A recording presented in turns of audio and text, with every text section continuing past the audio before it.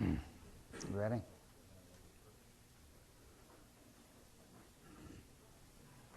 All right, well, let's start the afternoon session now.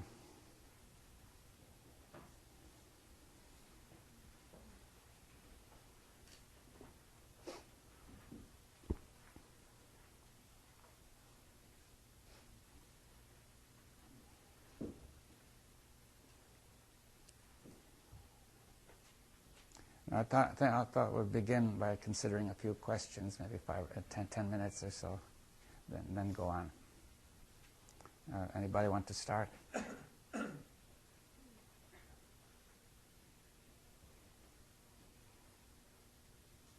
these thoughts, going around us. Yes. Can you speak up, please? The thoughts that we have are going around all people, but some people have perhaps different biological or genetic factors that will cause them to condition themselves in different ways than others. Does that make sense? Well, what do you have in mind? Well, some people are more violent than others. But More violent.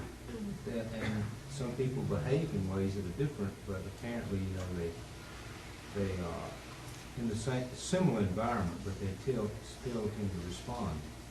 Yes, yes, everybody will respond somewhat differently according to his constitution and his background and his conditioning, what his memories are. See, one person may have a certain memory, which means this situation represents a danger, and another person has no such memory, and he is much calmer, right?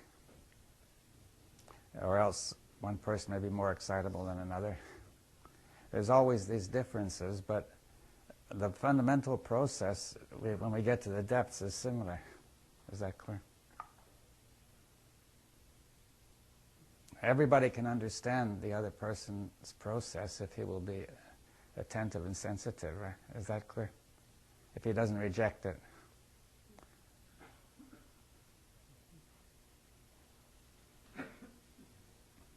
Yeah, so everybody can really understand the felts and thoughts and physical tensions.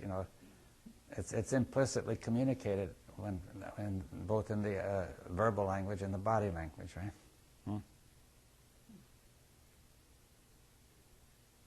Now, but our general tendency is to make an image and project it all back to the other person and say, that's him. He's always doing that. And saying, I don't have it, right? But in fact, we each have it. Well, it's happening in everybody when it's happening in anybody. That's most evident with fear. In a large group of people, fear is very contagious, right? Or anger, violence, they're all contagious, right? And the process of thought and felt and all that is communicated. Rather like a virus, which also is the communication of information to make something happen in your body. Some people have a tendency to catch the virus more easily. Oh yeah, that's true. That's true physically as well, right? So some people provide better nutrient environment for the virus than others, right? That's the difference, you see. But then, if the immune system can be built up, then they'll be less favorable medium, right? So, is there not a genetic inheritance contributing toward the violence at all? Well, there may be a minor factor, which it's hard to trace it, what inheritance would favor violence and what would not, you see. The basic factor is common to all, which is this thought process, which so easily falls into violence you might say there's some tendency to respond with force rather than suspending. See, let me put this. Perhaps, everybody has it, right? It begins physically with responding with a bit of excess force, right? If something's in your way, you give it too much of a push, right? You may break it. So that tendency can be either built up or brought down, according to the whole experience and culture and everything. You see, so I wanted to mention one thing, that with violence or with anger or so on, with all those things, with fear too. There can be what I call suspension. You see, if we suspend anger, then see, anger has certain thoughts and assumptions that keep it going. We discussed that this morning. Right? Now, if you accept those assumptions, you will go on being angry, right? One thing you could do is to say, I shouldn't be angry. I'm not angry, really. And you lose awareness of being angry while you remain angry, right? You're still violent. So that's suppressing awareness. So either suppressing the awareness of anger, or suppressing manifestations, or carrying them out is not called for. But rather suspend them in the middle on a sort of an unstable point, as a knife edge, so that you can look at the whole process. You see, that's what's called for, right? Now, see, the human race hasn't learned a lot of suspension. I think it's natural, but civilization hasn't developed in such a way as to favor suspension very much, right? It tends to favor either some immediate, very often you're in a situation where you think at least that violence is going to pay, right? A violent reaction. Or else you say, civilization says you oughtn't to be violent, and you say, I'm not violent. So you don't get anywhere. Therefore, violence constantly grows. It goes into the program. See, the more you're violent, the more you leave a program for violence, right? And then it becomes more and more automatic. Huh? So I think that's the major factor. Well, the hereditary factor, genetic factor, is what it works on, but it could go either way. There is some hereditary factor, which is that we may have some tendency to respond with force where we should suspend. But you see, even in the jungle, force is not really called for all the time automatically. You see, in fact, mostly it's called for suspension. Force only very occasionally. So to survive, you really would have to learn suspension there, right? Now, it's in society where people lose track of that. You know, where they inflame each other with violent words and so on. You know, you see, if they're going to have a war, the tribe has a long dance first where they work themselves up. You see, they couldn't get around to killing people in cold blood, so they've got to work themselves up and with a big dance and also all sorts of shouts and phrases saying, you know, how brave they are and how noble they are and how bad the other side is and whatever. I don't know what they say, but then eventually they get into a state where they can do it, right?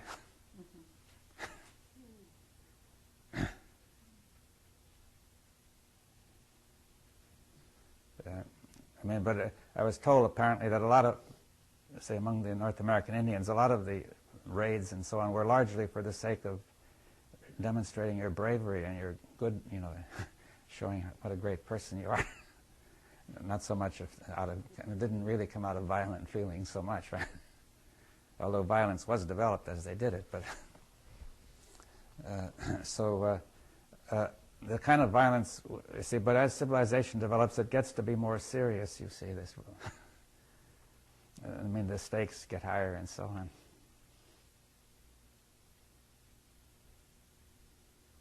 We're sort of always whipped into a state of pre-frenzy now, and just advertising is always trying to make everything, the whole system is sort of designed to keep us keyed up. Yes, in fact, it's the same. The system is designed, it can only work by growing. It can also only work by keeping us keyed up, right? See, if we stop being keyed up, the economy might collapse, right? We'd all suffer. You think this whole... I keep seeing that we keep talking about everything being organized around thought, that feelings, responses, emotions is all organized around thought. That thought seems to be the center of it. Is that way because of what we become, or would we try to say that that was a natural state? Well, if you see what I mean by the word thought, I mean the overall response of memory. You see, the program, you see. Now, experience of memory has certain intellectual conclusions in thought. One of them is necessity, do you see? Thought affects us very much, you see. Now, one of the most powerful effects of thought is the thought of necessity. It means literally it's got to be that way, it can't be otherwise, right? But the root of the word necesse in Latin means don't yield, you see. So intellectually it says it's got to be that way, it can't be otherwise. And emotionally and physically it says hold, don't yield, right? The two go together, right? See, the notion of necessity is not merely an intellectual notion. It's the most powerful, one of the most powerful things there are, because through necessity you will overcome all the instincts, right? It will drive you against the instincts. The instinct for survival, for example. You see, during the First World War, there was one Christmas where all the soldiers on the two sides decided to fraternize and get together and have a celebration. And they enjoyed themselves, and the next day they went back to war, you see. So why did they do it, right? They said it's necessary. I mean, we got to do it, right? It was thought that drove them back, right? See, the thought they've got to go back was much more powerful not only than their instincts, but their immediate feelings, which were true feelings, said, there's no reason for us to be fighting here. We really are good friends. We're all the same, right? We shouldn't be fighting at all, right? That was their instinct told them that, and their true feelings told them that, but thought said, you've got to do it, right? When you have a feeling in your body, or like in your stomach, or a feeling that comes from memory, you call that thought too? Yes, I want to put it all, because I think there's no real distinction. You see, everything that goes into the memory goes in the same hopper, you see. They're associated, right? Have a tight stomach in a tense situation is a kind of thought. That's thought, you see, because it's on the program, in the memory, that sort of situation is bad, and in that situation you got tense in the past. See, the reaction is to produce certain thoughts, certain sense of necessity, certain perceptions, right? Certain felts. It all comes out together. It jumps up together, right? As a package, right? We have a tendency to think of thought as just the mental part. That's right. That's part of the mistake of our culture, right? So an ulcer is a kind of thought. Yes, it's part of the thought pattern. Yes, you see. You say, I can't stomach that person. You see, you say it, right? You say, whenever I get into that situation, I'm downhearted. You see, I take it to heart, and I'm downhearted, and my spirits droop. You see, now the word spirit has the same root as breath, right, and wind, right? And you say my spirits droop, and your breath stops. You see, and you're not breathing properly anymore, and it's part of the expression of the whole thing, right? In the memory, it's all tied together, so when that happens, the stomach gets constricted, the heart is no longer working right, the breath isn't right. Now, see, that is not just a metaphor, right? Some people would say, well, it's a metaphor comparing spirit to wind or breath, right? But I wanted to say, in the more primitive times, there was what we call participatory thought that I want to discuss. The people felt that everything was participating. You see, like the spirit was all one, right? In fact, there was a film I saw once on television, Eskimos, and they were hunting the seal. Well, their whole culture said, there's only one seal, the spirit of the seal, right? It manifests everywhere, and they pray that it should manifest to them so they won't starve, right? You see, so the point is that they say, that's all one seal. Now, how could you say such a silly thing? You think nowadays we say, right? It's obviously so many different seals. But it's a different way of thought, right? To them it looked that way, and to us it looks this way. So the point is, I can sort of illustrate it to you. Suppose I'm talking, see, we're talking together. I see you and I hear you, right? Very different experiences. But the person that I see is the person that I hear, right? Is that clear? They're one and the same. That's a way of thought which puts them together, right? Now, you could say the breath that is going on in me is the spirit, which is the great spirit, or the universal spirit, right? It's a very similar way of thought. Do you see it? So that the heart was participating, the heart, the lungs, the stomach were participating in the whole thing, right? You see, it's a different way, and that's the way for 1,000,000 years we were, right? Now, in the last 5,000 years, we turned it around, and our present language says that's all nonsense. We won't pay any attention to that at all. And then when the symptoms come, we say they're psychosomatic, you see. But you see, that says that the psyche has somehow affected the soma. But I think that's not clear. You see, that the psyche and the soma were never separate. Mm? And in fact, it's going on in us all the time. That way of thought survives in us, and yet our language doesn't acknowledge it, right?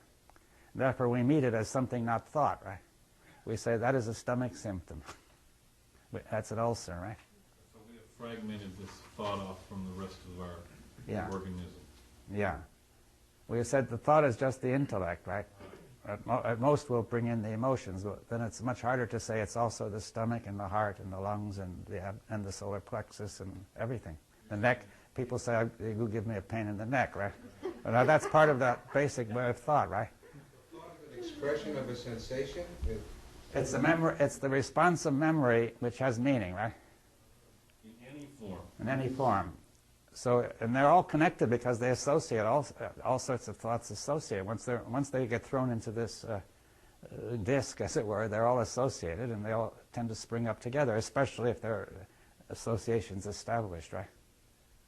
Would you say, like, I have a cut on my arm that I must have cut a nerve years ago, and every once in a while it twitches? Yeah. Is that a kind of thought? Well, it's a memory of it. It's a kind of very crude memory, yeah.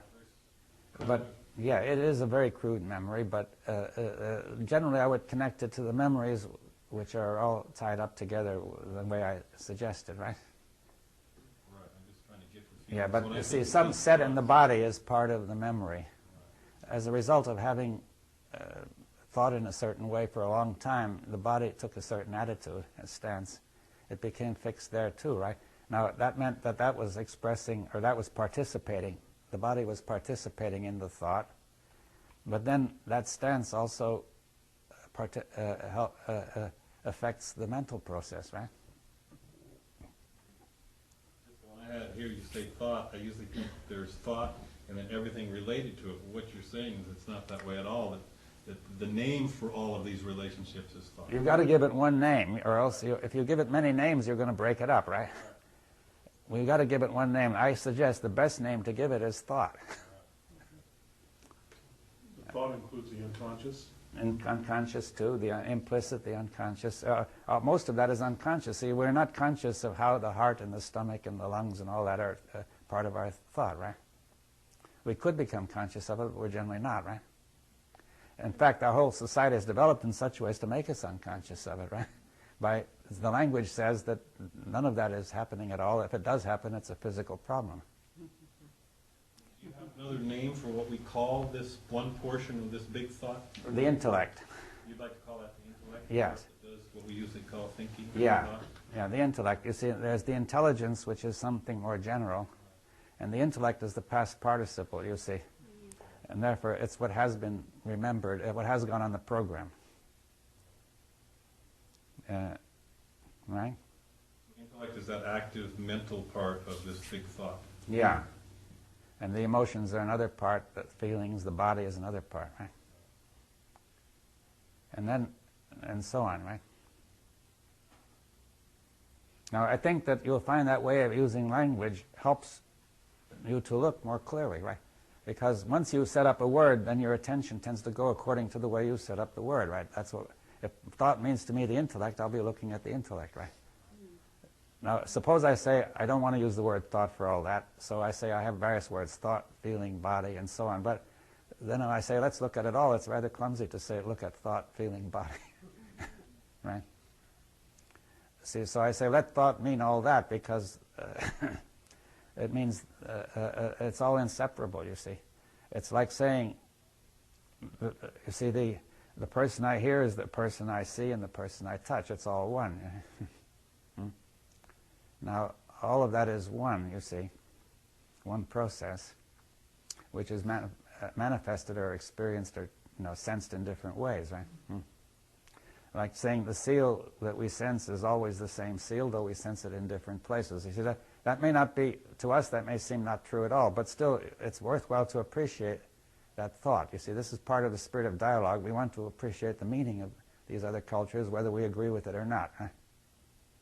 Rather than saying, oh, that's all nonsense, ours is right. Are there any Vestiges of participatory thought that we use? Yes, I think so. I'm going to discuss that now, you see, in a few minutes anyway.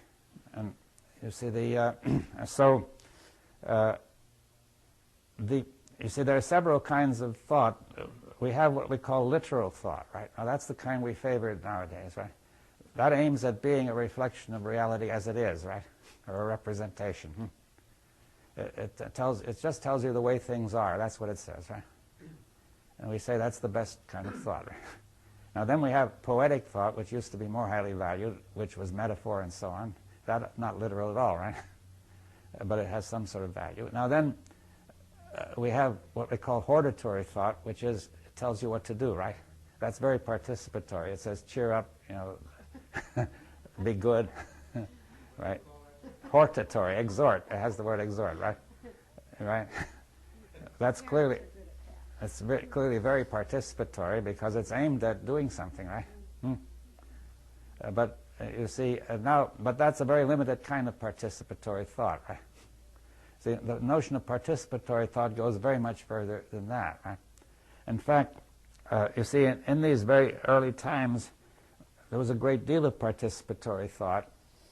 Well, perhaps they probably knew about literal thought, but they used it in a few cases, you know, practical cases. That's a guess of mine. But at the same time, the things that really mattered to them were mostly participatory thought, right?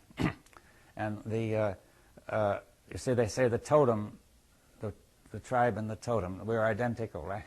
Now you say, how can you say we're identical to that thing over there? You say that it makes no sense to us, right? But they're saying that the two, there's mutual participation. We participate together in something common, right? So just as I say that the person I hear is the person I speak, so I say the totem is the tribe, right? You contact the tribe through the totem or through the person, right?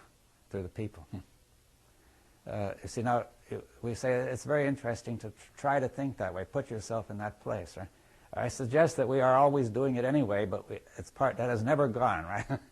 You see, when we say, I am my country, you see, when my country is attacked, I am attacked. We're doing exactly that, right? When you cross our boundary, you have hit me, right? Well, I say that's nonsense. The boundary is way over there, and here I'm right here. You see, how can you say that? But anyway, we're ready to lay our lives on the line for that, right? So then... I mean, we explain it by saying that gives us a sense of security. Yeah, but we could explain the tribal the same way. You see, saying, okay, it's nice to be all together with this totem. You see, and in fact, we're all together in the Great Spirit, right? The Great Spirit manifests in everything, right? And that gives us a wonderful sense of security, too, perhaps even better. So so we do a great deal of that. But we claim we're not doing it. You see, literal thought claims we're not doing that at all, right? See, it's very incoherent. You see, we have given very high value to literal thought, while we actually are giving the most supreme value to participatory thought anyway. Now, it's all very muddled. Then we try to explain it by saying my country is really there, and so on. It's literal, right? And you try to find it, and it's not there. You see, now... The unity that you talk about is not there, you see. Now,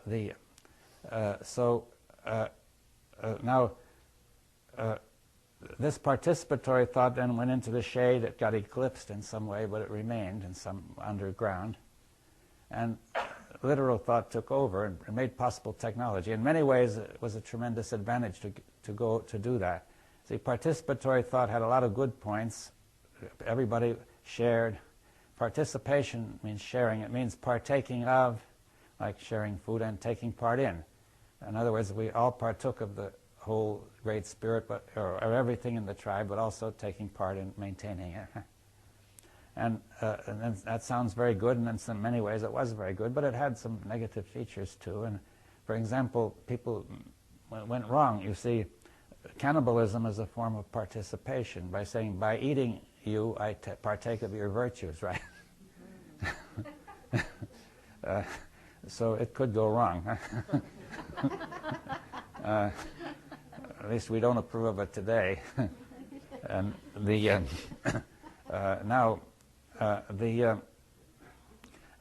and also magic is a form of participation. because we say my thought and that thing are participating together, right? So they're basically one, huh? So by thinking, I can change that, or that can change me, right? And that may have, some people still believe that magic will actually work, but whether it does or not, you could then say, even if you believe magic works, you've got white magic, gray magic, black magic. In other words, you can do some very bad things through black magic. And this notion of participatory thought is not necessarily a formula for perfect happiness, you see. Now, also, we now feel that many of those notions of participation were fanciful, at least to us, right? Like magic. Now, some people say, nevertheless, it's real, right? But at least by removing that notion of participation and making everything literal and separate and so on, we were able to develop modern science and technology, right? Which obviously had a lot of advantages and dangers as well.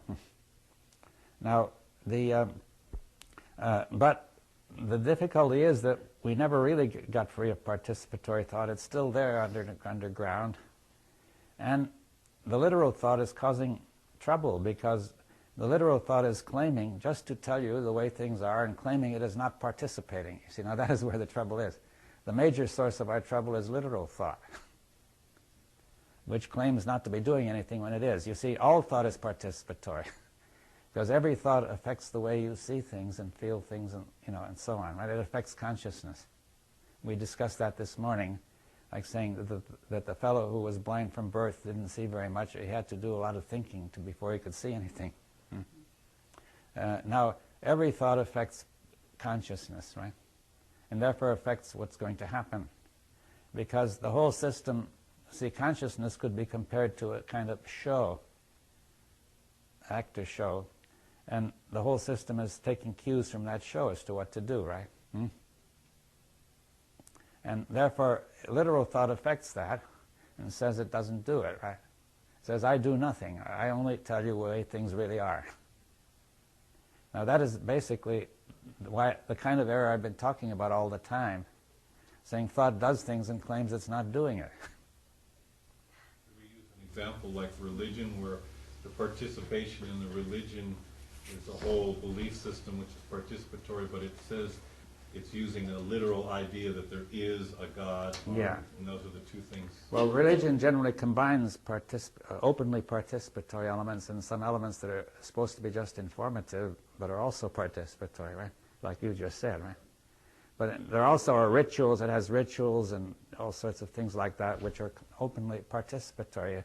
You're taking part and partaking of God, of that, whatever the spirit is supposed to be, right? I'm just wondering if people really are grasping the difference between this literal and this participatory. Well, see, let's say take science would aim to try to tell you literally the way things are. Now, in fact, the very progress of science shows it can't be done. You see, because of the quantum theory, which says there's an indivisible connection between, say, any one part of the universe and another, finally, in a very accurate treatment. And when you try to make a measurement there for an observation, you make a fundamental, you participate in the thing that you're trying to measure, so you're not measuring, right? When we have a society that claims to be highly literal, there practically is no such thing. Ultimately, there isn't, but there is in a certain relative sense, right? In a rather small sense. Well, to us, it may seem small when we look at it in this broad, but it looks very big in society, because everything that's gone on in society has come from that, right? Most of it. Laws are kind of literal. Yeah, but in fact, they're very participatory, right? This last point that you made regarding what science has moved to in quantum, wouldn't that then necessitate your saying that thought is participatory? I mean, Yeah, well, it does, I think, but but you don't even need to refer to science to see that. I mean, I understand that. I mean, if a scientist were in fact to lay that out to you, yeah. could you then not? Well, somebody might object, saying this is just the temporary situation in science today. Maybe tomorrow you'll discover something else, right? So you can't count on it. But you say, at least as far as we know from science, it's participatory. Is it wrong to say that literal thought is it seems objective, Yes. and it isn't, and it actually is subjective, which is what was participatory. Yes, it may be relatively objective in some sense that this table is here, you see, but in this large object, the effect of thought is very tiny, right? Yeah. But in the atom, it's very big, right? Or in the mind, it may be very big, or in society, it's very big, right? Or in the ecology, it has become very big, right? You see, in the long run, thought has a very big effect. You see, if you try to make a poll of people, or a probe, to questionnaire, the way you put the question determines not only the answer, but also it may affect the way people behave, right? That's rather similar to quantum mechanics.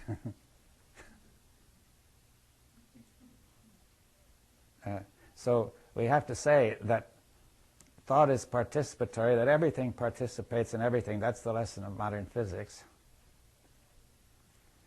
And that thought in particular is especially participatory because very tiny thoughts can have tremendous consequences.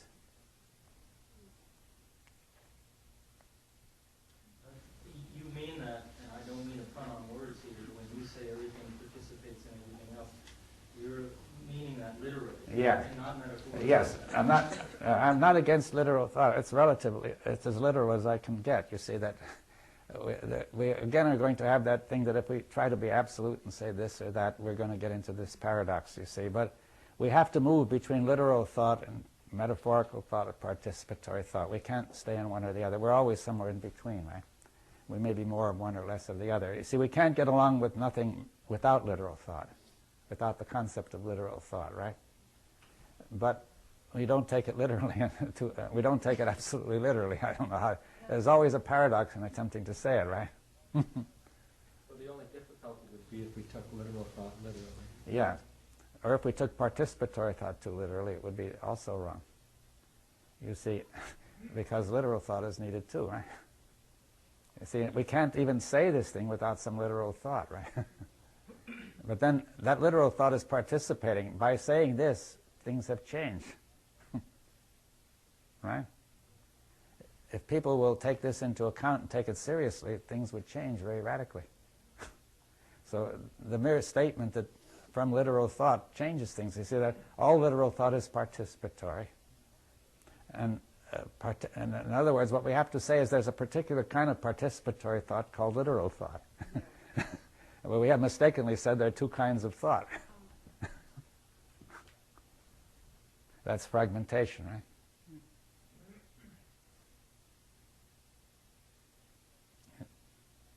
You see, literal thought is a particular kind of participatory thought that tries to reflect things. It tries to be in correspondence with reality, right? Make a sort of a picture, a representation. When it comes to technological things, it isn't so out of whack, out of kilter. But when it comes to psychological things, Yeah. then it's like if you participate in your society and then literally kill someone, well, then you've made a big mistake there in those processes. Yeah, well, society is highly participatory, the thought there, right? Because it exists only through thought, right? Yes, sharing of thought. Consciousness is a kind of participatory. Yeah. It's all participatory because whatever thought is in consciousness, the whole system, the body, the nervous system participates, right? If you literally feel something strongly about this participatory, you're liable to be out on a limb psychologically. What do you mean by that? Well, when I think that people have really strong held beliefs to the point where, like what's going on in the Middle East, they're killing each other Yeah. over something that they've just been the consciousness of the group has been participatory, but literally they're shooting each other. Yeah, and also, but they believe in the literal truth of their thoughts, right? That's a participatory. But it's very, the stronger they believe it to be literal, the more it's participatory.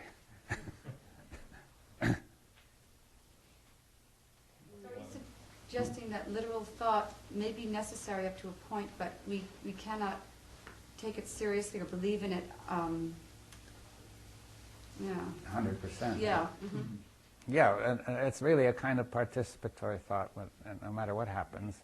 But a certain kind of thought may be relatively non-participatory in certain areas, and also provide a a reflection of reality or a correspondence with reality, you see. Go back one space and use that Arab-Israeli metaphor to describe what is participatory and what is literal in the conflict as it exists. Yes, well, you see, the Arabs and Jews have certain ideas about each other which they think are literally true, right? I mean, one of them being, each one says of the other that they only understand force, right? Force, which justifies violence, right? So they believe that each one forms an image of the other, and they believe that that is just the way the other is. This image is only telling them the way the Arabs or the Jews are, right? But in fact, it's producing the whole situation, right? They're participating in a big, long, gigantic image that a whole group of people. Yes, and the two images call each other up. You see, the two kinds of nationalism sustain each other, right? You see, they're never. If you go back to the First World War, before there was no Arab nation, there was only a lot of different kinds of people speaking different kinds of Arabic who could hardly understand each other anyway. And now, I think the British invented Arab nationalism. There was Lawrence of Arabia. And then it took hold, you see, and caught on. And then there was Zionism, which was Jewish nationalism, and when they started settling there, then it created some conflict, and the Arabs said, well, you know, they tried to get to respond with Arab nationalism, right? But the more Arab nationalism there was, the more Jewish nationalism it called for, and vice versa. Right? So they built each other up. See, by thought, right? But it was very participatory. It created the very thing which they were thinking about, right? That's true of every nation. Every nation was created by participatory thought. Well, we think the nation is literal. Yeah, we think the nation is literally there, independent of thought, right? Existence depends on participation. Yes. And in fact, that's the survival of that primitive participatory thought in which we identify ourselves with the nation. You see, as we say, all the seals are one, so all the people in this nation are one. It's the same thought, right? If one is attacked, all are attacked.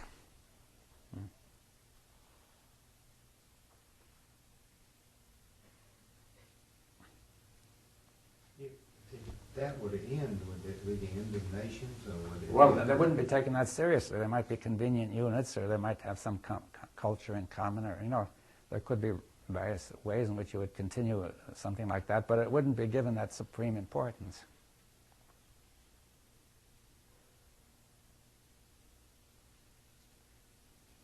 Now, you see, that alone would release a lot of money. You see, say $1,000 billion a year for armaments alone. Well, many of these ecological problems, we have a kind of a forcing in that direction, you know, that it runs counter to all this nationalism that we've dealt with. And unless we overcome that literal sense of nationalism, you know, we'll go into these ecological disasters. Yes. Well, that's true. I mean, that's one of the most important points. You see that we have the danger of ecological disaster, which is real. It's only a question of when. I mean, some experts say 50 years, some say 100 years. You know, nobody doubts that if we keep on producing carbon dioxide at this rate, we're going to have a disaster. So it's only a question of when you think it's coming, you see. Now, see, there was, in one article I was reading in the New Yorker, you know, President Bush was trying to say this is an opinion which scientists have that they don't agree about, but they wouldn't say so. They said everybody agrees that it's going to be a disaster. The only difference of opinion is when, right? You see, now, but see, it shows the nature of thought trying to deceive itself by saying this is not serious, it's only an opinion, right? We don't want to disturb things too much, right? You see, so so that you've got to get together to deal with that disaster, you know, before it comes, right?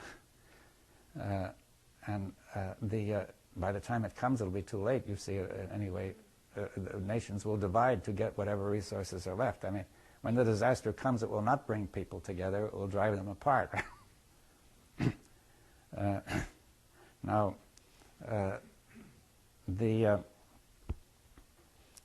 well, that's only one thing, but I mean, there are countless things which there's trade. Just simply the economy is so interdependent, and it calls for ending this sort of fiction that we're all independent, right?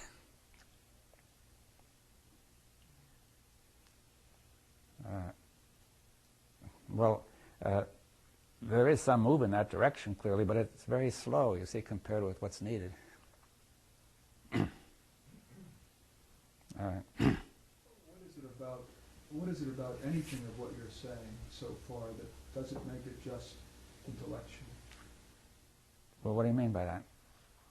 We did define intellectual before as part of the program, part of, Yeah. okay? And yet I could hear people saying, well, you're being intellectual about it, which would be... Yeah, but we have to be careful not to eliminate the intellect either. You see, the intellect is needed. If we gave up the intellect, the whole thing would collapse, right? So you can't say never be intellectual, right? Because then what will you do? So another person would say never be emotional. That would be stupid too, right? See, the human race tends to divide into two groups. One says we're intellectual, and the other one says we don't trust the emotions, we trust the intellect. The other says we don't trust the intellect, we trust the emotions. But that doesn't work either way, right? Now, you won't get out of that by saying don't be intellectual or don't be emotional, right?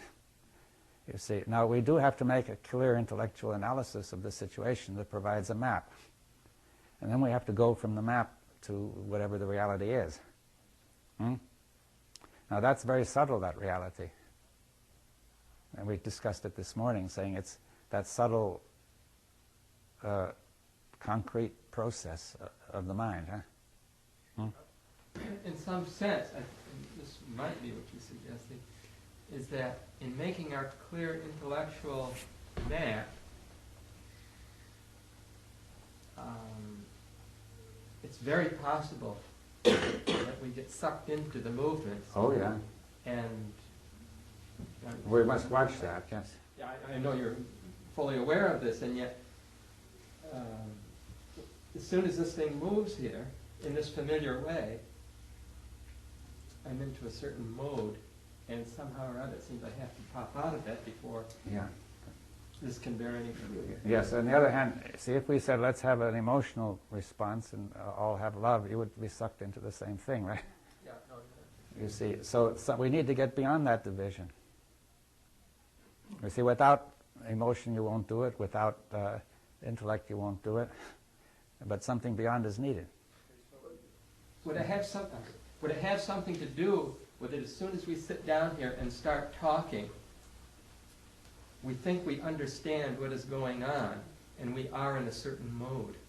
And that in some sense, that certainty of what is taking place here has to shift in order for us to be available to the intelligence which is an intellect. Yes, well, can we question, say, what are we doing? We've made a map, you see. Now, we haven't grasped the whole thing, right? Right? We haven't grasped the actual concrete process that the map is about, right? So that means we have to suspend a bit, suspend something, right? And that certainty. Something has to be suspended. Yeah. You see, let's just say we haven't grasped the concrete process in its actuality, but we have a map, you see, which seems to make sense. Now, we need this map, you see, because the intellect has got to take part in this whole thing. We need to have the emotional, being moved emotionally, to have the energy to do anything, right? For anything to happen. Is it the certainty that needs to be suspended? Well, something. What would you say? Well, it seems that when we come together, even people who have heard what you're saying, there's this division. It feels like the division of nations.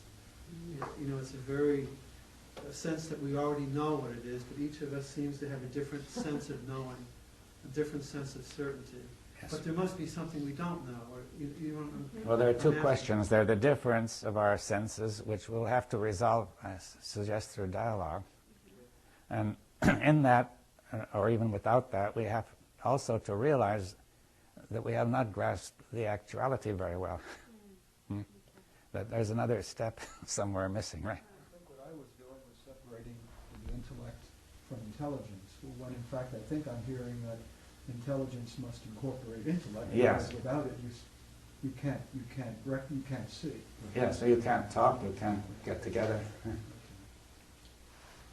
There are references here to actuality and reality. Yeah, I was a little loose in using language, right? Well, I'm not sure. I want to explore that a little bit, if I may. And literal thought, my understanding is that assumes that there is some objective reality independent of the thinker, the observer. And that this is a useful kind of thought in most science, at least until you get down to quantum physics. You measure things. And the assumption is that everyone who measures that same thing will get the same measurement, the same results. It's not so useful when you get away from the hard sciences and talk about social sciences and history, because when somebody observes what's going on in history, the very act of observing some kind of influences or changes. I mean, there's hard to get hold of an objective reality out there.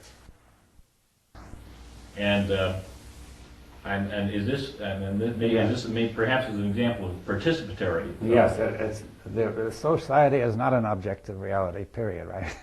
It's a reality created by all the people in their consciousness, right? It has some objective features that you could point to once they do it, because there's so many taking part. It's statistical, right? The same thing happens in physics, that if you try to measure one atom exactly, you can't do it. It participates. If you take a whole statistical array of atoms, you can get an average that's subjective, right? An average is objective? The average, yeah, it comes out the same no matter who does it and so on. You see, and when the average comes out, but the individual does not, right? Now, see, in society you can get average behaviors which are often predictable, right? But they're not very significant compared with the thing that really moves us, right? And makes the thing happen. And you see, now individually and collectively together we have a consciousness which creates this society and sustains it with thought, intellect, feeling, and so on. Well, to carry Andy's point one step further, wouldn't it be fair to say that the perception and then writing of history itself creates history? It generates new ways of thinking that form how we act, and so in that way it's extremely participatory. Yes, it affects how history develops, right? And if you go beyond history to say something like religion, it becomes even more so. I mean, the farther you get away from the hard science. Yes, you see, thought is highly participatory in those areas, and therefore this division of subject and object is no longer a key point, right?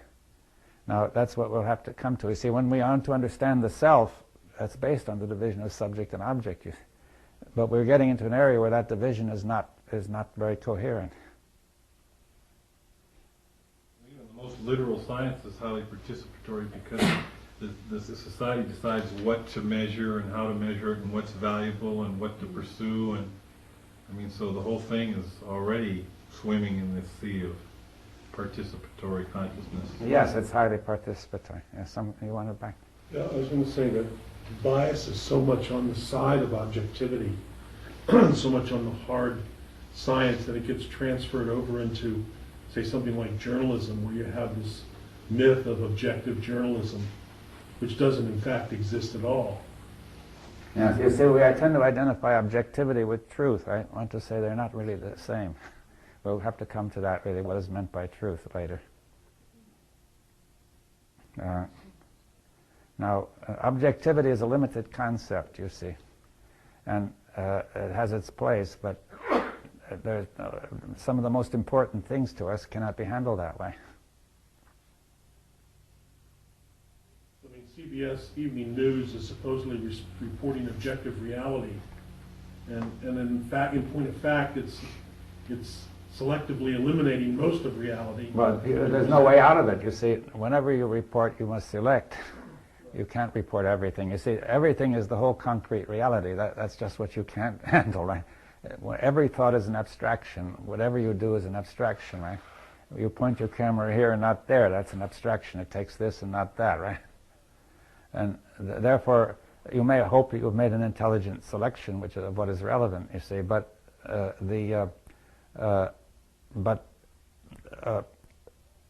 to some extent, it may correspond in some way to some kind of reality. But when it comes to the social meaning of that reality, that's very subjective, right?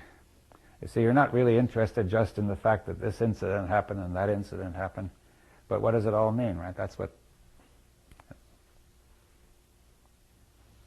And that's just what the media doesn't want to get involved in some sense, So like, just wants to show the event, and not get into the. Yeah, but it always has a meaning implicitly. They're affecting things, right? They're communicating a meaning and affecting things. The only thing they do select are what they know people are already interested in. Yes, well, they want to communicate meanings that would be acceptable, really. So the whole subject is very subtle, you see. That we can't throw out the notion of objective reality, but at the same time, we have to notice that it has limited significance.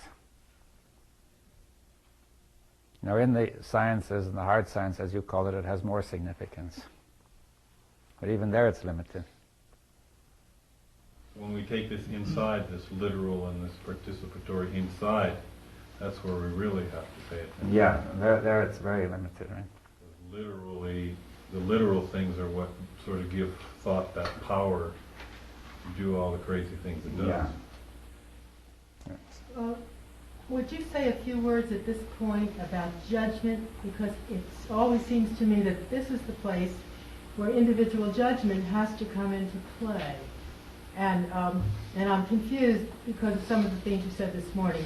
How should one use judgment appropriately according to your concept? Yeah, if we can. You see, now, we have to say what is going on in judgment.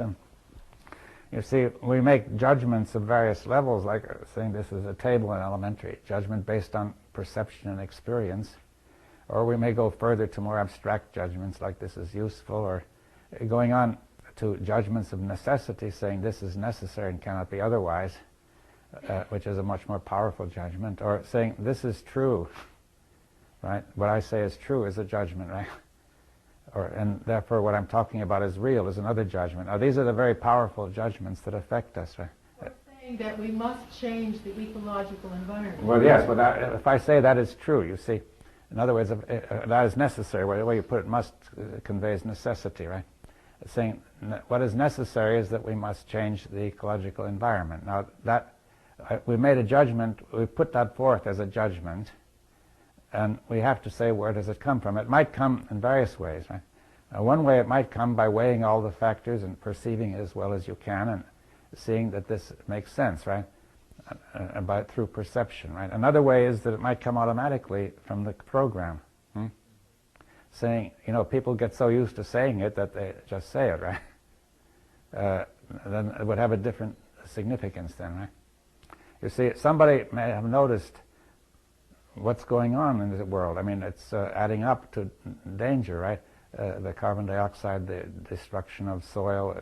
You could go through detail it, and you say, this suggests that it's all this is very dangerous. We can see it, and if we care about this thing, we had better do something, right? Now that would be something in the nature of through intelligence you make the judgment, right? Intelligent perception. On the other hand, somebody could make the judgment, our nation is in danger, we must prepare for war. You see, we must spend more money for armaments, right? Now that could be of many bases, but one of them could be rather automatic, right? I mean, people have been saying that for ages, and see, one nation says that of the other, and they stir each other up, like the Jews and the Arabs, right? They were making a series of judgments about each other, each one stirring up the other, and going by a program. So now the judgments that go by programs are very difficult, you see. They cause difficulty because the judgment of what is necessary, what is true, and what is real, these are three of the, what is good, what is right, you see, and so on. These are the kind of basic judgments which really participate and move us. But who's To make the judgment as to which is a program and which is an intelligent choice. Yeah, we can't make it entirely a result of judgment. Each one of us must look at that and see what makes sense. Now, if we don't agree, we are going to have a dialogue, is what I'm going to suggest.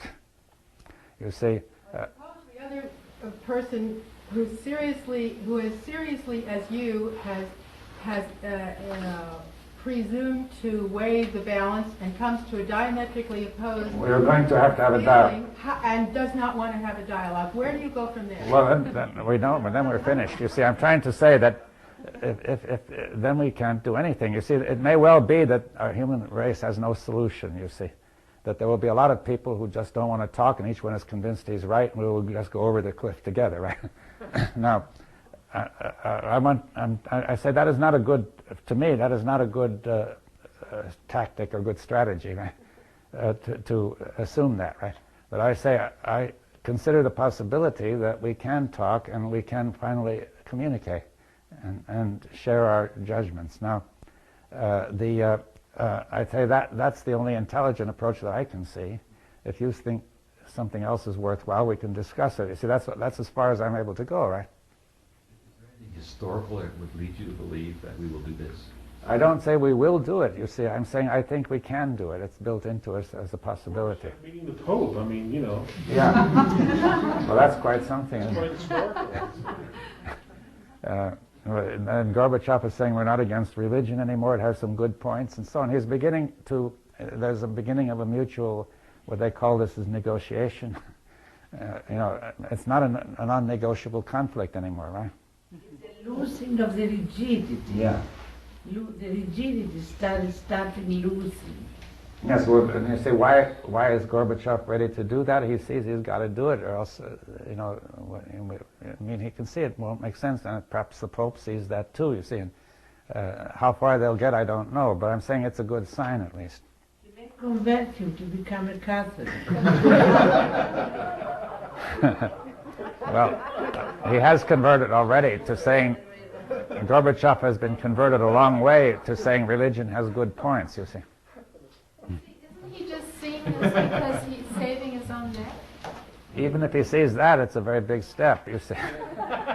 You see, because people for ages have failed to see what would save their own neck and have got their necks cut off. Isn't that what we're about here, trying to save our own necks? Well, that's one of the things. We would like to go further than that, but if we don't save our necks, we will never get any further. That's right. Come back to that judgment a minute. It seems to me whenever judgment partakes of the feeling of the absolute, we've missed. Yeah, so it's dangerous anyway. You see that the judgment of the absolute is the area which is extremely dangerous, right? So in some sense, whenever I have a judgment, it has to be provisional. Now, there's a little bit open. Somewhere there has to be something open, you see, to question. Now, you see, the judgment establishes the question of what is good, what is real, what is true. And it closes, see, once you judge something is real and true, you engage with it. Until you judge it to be true and real, you're not, right? You say it's merely a representation floating in my mind, right? I could consider all sorts of things, but when I say that's real, then we're engaged with it, right? Now, that's a judgment, and somewhere in the back of the mind there must be some little room that's open, so that, say, if anything comes in that doesn't fit, you can open it up again, right? Now, that has to be in the structure of the judgment. Judgment can't be the largest thing. It has to be just some judgment. Like there's intelligence and goodwill. Talk about people who have two different judgments, and how are they going to deal with each other? Well, there's something larger, like goodwill and intelligence and caring, which has got to be greater than any judgment. Yeah, and also something still greater, which is the readiness to question your judgment. You see, I'll tell you, we'll finish because we must stop, so we'll make a break. This will tell you about the two physicists, the leading physicists of this century, were Einstein and Bohr, right? And and when they began, Einstein and Bohr were, they were very friendly, and in fact, Einstein writes that he had a feeling of love for Bohr. He thought, it would be great to work together, and they started to talk. You see, and they had two different views, assumptions or judgments about, the nature of truth in physics, you see. And one about Bohr being based on his view of quantum theory and Einstein on his view of relativity, right? And they talked with the most extreme goodwill, friendship, very intelligent people, as intelligent as you could hope for. And they talked, but they could never agree, you see. And they repeated their arguments again and again. Right? And gradually they drifted apart after many years, and they didn't see each other. And then they both were 1 year at the Institute for Advanced Study in Princeton. And they never met still, and so one mathematician there called Hermann Weyl thought they ought to meet, and he arranged a party, where they and their students were invited. And so Bohr and his students congregated at one end, and Einstein is at the other, because they had nothing to talk about, because each one had made such a firm judgment as to what is truth. There was no room in it for the other person's view at all, right? Yeah. Now, therefore, it was closed, right? Now, therefore, even with goodwill and friendship and love and intelligence and all these excellent qualities, it still was not enough. As you have to have the realization that judgments have to be open, assumptions can be, are open to question, right? A judgment always contains ultimately an assumption on which it's based, right? A judgment is based on a premise. You see, one way is the syllogism, the major premise, the minor premise, and the conclusion, right? And it has to be open that that you've got assumptions on which your judgments are based, and that there's room for those assumptions to open up a bit, right? Not to make an absolute conclusion that is all close together. And this is a very delicate and subtle matter, you see, because once you've made the judgment of truth, then it seems that's it, that's the way it is, right? It's literally the way it is. Closes the door. Yeah. If it's that way, it cannot be any other way. So it's absolute necessity, right? If it's absolute necessity, it means your body doesn't want to yield, right? Necessity, don't yield. You see, your body takes part in that participatory language, your blood, your bones, your brain, everything, right? The heart, the lungs, they're all in this unyielding stance. And so this is crucial, both individually and collectively, and in the dialogue is the collective aspect, that we have got to be able to share our judgments, to share our assumptions, right? To listen to each other's assumptions, and so on. And in the case of Bohr and Einstein, it didn't lead to violence that they didn't, but in general, if somebody doesn't listen to your basic assumptions, you feel it as an act of violence, right? Mm-hmm. And then you're inclined to be violent yourself. So this is crucial. You see, we need a sensitivity. Well, first we need to understand it intellectually. You see, if intellectually the culture says you don't need to, there's no problem here at all, you don't need to do it, you don't even need to think about it, then you'll never get started, you see. So we need intellectually to question that and to suggest something else. It doesn't answer the thing, but if you don't question it intellectually, you are stuck. You see, however unintellectual you may be, you are accepting the assumptions of the culture unconsciously. You may say, I only go by feelings, but you're still, see, you may be a strong feeling person, you made a judgment about religion. You can't listen to the other religion, right? So it doesn't answer anything, right? You see, so you've got to be intellectually clear about what judgments are doing, because judgments are a part of the intellect, and if you're not clear what the intellect is doing, it becomes your master, right? Rather than the servant. Couldn't you also put it that judgments in the normal sense are based on memory, which is the sum total of experience? But I also could be based on perception. You see, if they're open, if your attitude to judgments is open, it's always modified by perception. But then that might not be a judgment. Well, but still we call it, it would have the form of a judgment, you see, saying, that, this is a table or whatever. You see, whenever you make a statement, there's a vast implicit... That's true, but this is a table, you have to know what a table is. That's right, but you have to be able to see something to know that this is a table and not something else, you see. You cannot separate it from perception. You see, if somebody says, no, it's not a table, how are we going to settle the issue, right? Yeah. You see... But then He's interpreting presumably perception in terms of his experience. That's right, but we have got to first look at saying, what do we see, right? If he's going to argue with you about it, he's got to say, look at this, that doesn't fit a table, right? Now, you may not accept it, or you may accept it, but that would be the way we would have a dialogue, right? But what we're talking about here is the process where the perception, whether his, yours, or mine, is interpreted through that pot of memory in which are his thoughts and felts. Yeah, well, but we've got to do that. You see, the point is we're never going to get out of that altogether. Just to run society, we've got to engage in those judgments, you see.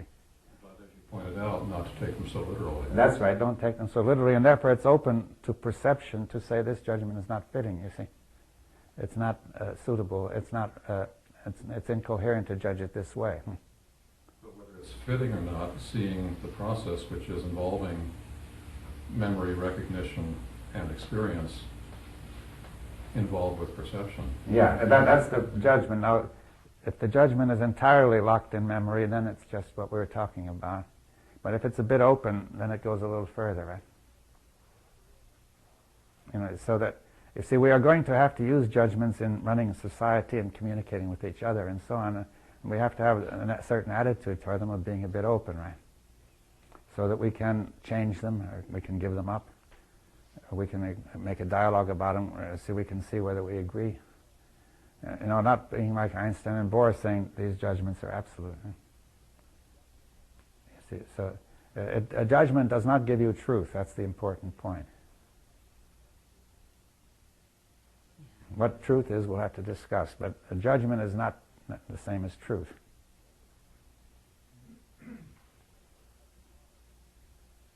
But it has the form as if it were truth. That's where the problem is in our language. You know, literal thought takes it as truth.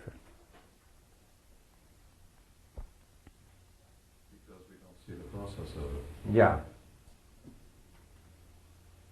Yes, we don't see the process. Maybe next hour then we should discuss that process a bit more. But the creative judgment opens the way to truth. Yes, it's a part of the process. It is the tendency for creative judgment or for condemning judgment. Yeah, well, our rigid judgment, or say the absolute judgment that closes, or a judgment that's more open.